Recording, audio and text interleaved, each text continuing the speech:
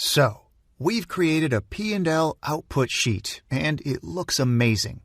In this video, we'll use an Excel function to populate the P&L table with the financials found in the source sheet. Let's open the source sheet. Here we have multiple rows providing information about revenues, COGS, OPEX, all of the firm's financials. In the year column, we've extracted the year these financials were registered. Therefore, we can use a 𝗤ifs function with two criteria. One of the criteria will be the type of P&L item observed, revenue, COGS, etc.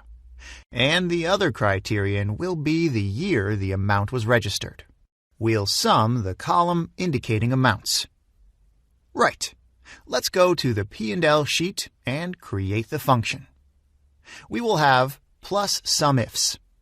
The range to be summed is column E, the amount registered. Okay? I shouldn't forget to anchor these references, as we'll paste this function to the right once it is ready. The first condition is the type of financials to be summed.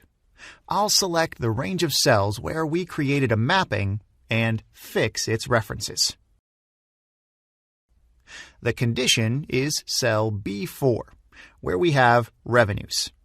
I'll fix the column reference of the condition.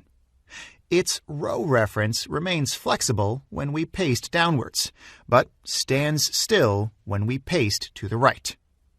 The range of the second condition is the column containing years. Let's fix this reference too. Perfect.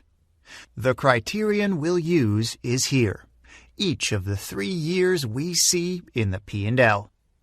I'll fix the row reference only, as this would allow me to paste the function to the right and switch to 2015 and 2016. All right, the 𝗤ifs function is ready. We can easily paste it to the right. We can paste it downwards as well, but there is one thing we shouldn't forget. Besides revenues, the rest of the values in this table are costs and should have a negative sign.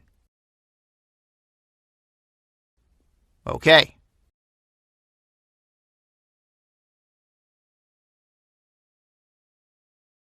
All right, that's much better. We created a P&L table summarizing historical figures.